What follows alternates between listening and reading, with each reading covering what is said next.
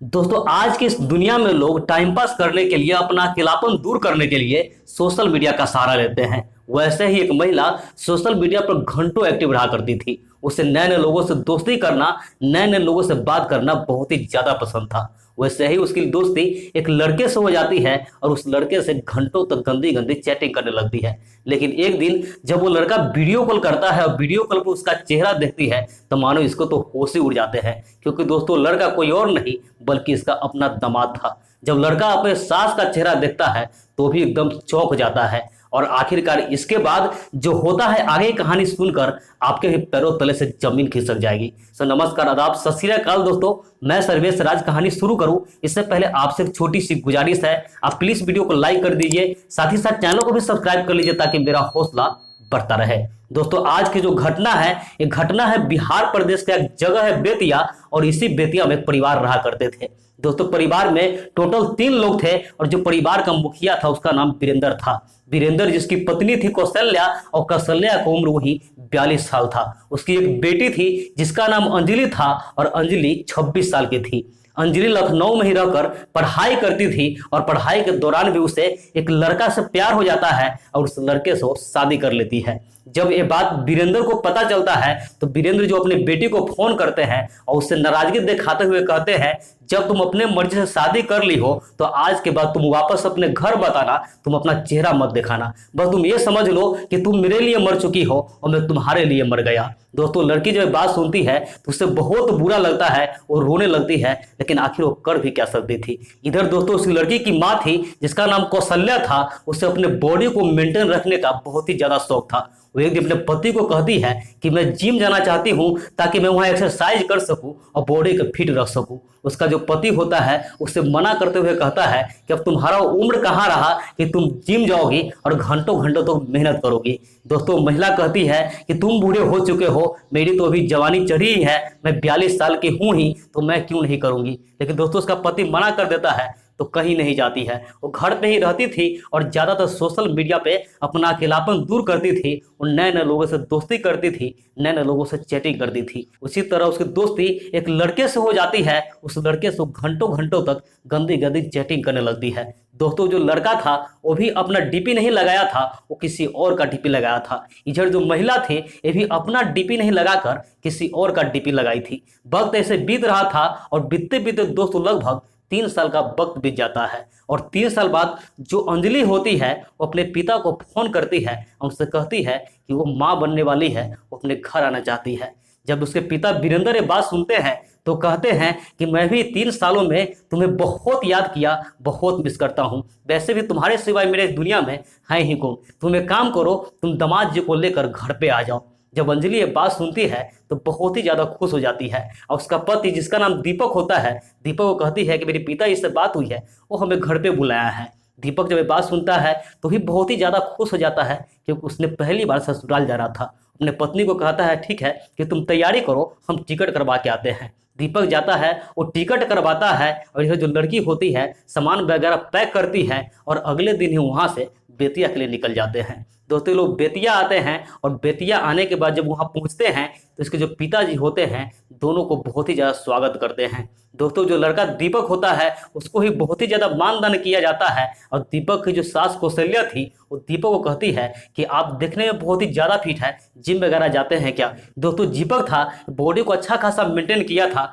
पूरा बॉडी वगैरह बनाया हुआ था। तो कौशल्या के बात सुनता है तो दीपक कहता है नहीं माँ जी, मैं जिम नहीं जाता हूँ, घर पे ही एक्सरसाइज करता हूँ। ये बात कौशल्या सुनती है तो कहती है कि मुझे भी कुछ एक्सरसाइज सिखा दो ताकि मैं भी अपने बॉडी को फिट रख सकूं, मेंटेन में रख सकूं। इसका जो दामाद दीपक होता है वो कहता है ठीक है, कल सिखला दूंगा। अगले दिन दोस्तों सुबह सुबह जब छत पे टहल रहा था दीपक तो उसकी सास पहुंच जाती है और कहती है तुम मुझे एक्सरसाइज करना सिखाओ। तब जो दीपक होता है अपने सास को कुछ एक्सरसाइज सिखाने लगता है। उसी दौरान इसका जो सास कौशल्या होती है उसका पल्लू नीचे गिर जाता है और इसका नजर जो है दीपक का कहीं और चला जाता है। उसकी सास समझ जाती है, अपने पल्लू को ठीक करते हुए कहती है तुम्हारा ध्यान कहाँ है, एक्सरसाइज पर ध्यान दो। इसके बाद जो दीपक होता है फिर से इसे एक्सरसाइज सिखाने लगता है। दोस्तों ऐसे ही वक्त बीत रहा था कि वक्त बीतते बीतते दोस्तों लगभग 4 से 5 दिनों का वक्त बीत जाता है। और एक दिन इसी तरह जब रात को महिला थी वो लड़का से चैटिंग कर रही थी तो चैटिंग के दौरान वो लड़का होता है वो कहता है कि आज मुझे बहुत ही ज़्यादा मन कर रहा है कि मैं वीडियो कॉल पर तुमसे बात करूं।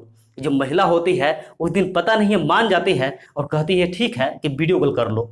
अब जो लड़का होता है तुरंत इसे वीडियो कॉल करता है और जैसे ही वीडियो कॉल पर चेहरा देखता है उस लड़का का चेहरा देखकर इसको तो मानो होश ही उड़ जाता है, क्योंकि दोस्तों लड़का था कोई और नहीं, वही दीपक था जो इसका दामाद था। वो लड़का भी अपने सास का चेहरा देखता है तो भी एकदम दंग रह जाता है। तुरंत इसके बाद जो कौशल्या थी अपने कमरे से बाहर निकलती है और दीपक जहां बरामदा में बैठा था वहां पहुंच जाती है। वहां पहुंचने के बाद दीपक भी खड़े हो जाता है और कहता है कि माँ जी, मैं जानता हूं कि आप मेरे से क्या चाहती हो। ये बोल करके दोनों कमरे में चले जाते हैं और उस दिन दोस्तों वो सब हो जाता है जो शायद एक सास और दामाद के बीच में कभी नहीं होना चाहिए। एक दिन ऐसा हो जाता है तो दीपक जितना दिन वहां रहता है, हर रात को जब अंजलि सो जाती थी तो उसे कमरे से निकलकर अपने सास के कमरे में चला जाता था। समय यहीं बीत रहा था कि लगभग 10 से 15 दिन बीतने के बाद दीपक जहां काम करता था उसके ऑफिस से फोन आ जाता है कि तुमको वापस ड्यूटी आनी पड़ेगी। दीपक जो होता है तुरंत अगले दिन ही अपना बैग वगैरह पैक करता है और फिर से जहां वो ड्यूटी करता था वहां चला जाता है। वहां ड्यूटी करने के लिए चला जाता है और इधर से इसकी सास थी उसको तमानो उसका लत लग गया था और लगातार उसे फोन कर रही थी, लेकिन दीपक था इसका फोन रिसीव नहीं कर रहा था। अब जो कौशल्या थी इसे समझ में नहीं आ रहा था कि आखिर दामाद जी को क्या हो गया है तो मेरा फोन रिसीव नहीं कर रहा था। वो बहुत ही ज्यादा परेशान थी, वो सोच रही थी उसे फिर से वापस कैसे बुलाया जाए। कि दोस्तों एक दिन क्या होता है, उसका जो ससुर होता है वीरेंद्र वो कुछ सीढ़ी से गिर जाता है और उसकी मृत्यु हो जाती है। जब ये खबर दीपक को मिलता है तो दीपक फिर से ऑफिस में छुट्टी ले लेता है और छुट्टी लेकर के बेतिया पहुंच जाता है। बेतिया आता है तो इसकी सास जो होती है किसी तरीके से इसे अपने पास बुलाना चाहती थी, इससे बात करना चाहती थी, लेकिन दीपक बार बार उसे इग्नोर करता था। वो सोच रहा था कि एक बार हम जो गलती कर लिए हैं हम दोबारा नहीं करेंगे। दोस्तों लड़का वो गलती को करना नहीं चाहता था, लेकिन तभी 3 से 4 दिन बीतने के बाद इसकी सास जो होती है दीपक को मैसेज करती है और कहती है कि अगर तुम मेरे पास नहीं आओगे तो हम तुम्हारे कमरे में आते हैं और मेरी बेटी जो अंजलि है उसे सारी बात बता देते हैं। दीपक जो होता है वो डर जाता है। रात के लगभग 1-2 बज रहा था।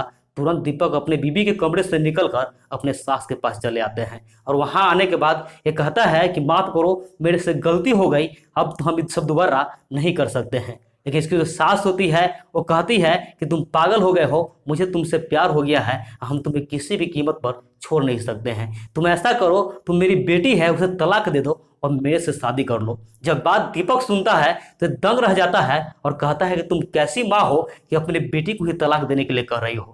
तब वो महिला कहती है कि तुमको शायद पता नहीं है कि अंजलि मेरी अपनी बेटी नहीं है, वो मेरी सौतेली बेटी है, और यहाँ तक कि ये बात अंजलि को भी नहीं पता है। और तुम्हें क्या लगता है जो मेरा पति है वो सीढ़ी से ऐसे गिर गया है? वैसे नहीं गिरा है, मैंने उसे धक्का दे दी जिससे वो गिर गया और उसकी जान चली गई। मैं नहीं चाहता था कि मेरे और तुम्हारे बीच में मेरा पति आए या कोई और भी आए, और इसी तरीके से मैं अंजलि को इस दुनिया से ऊपर भेज दूंगी। जब लड़का यह बात सुनता है तो बहुत ही ज्यादा घबरा जाता है। अब इसे समझ में नहीं आ रहा था कि अब करे तो क्या करे।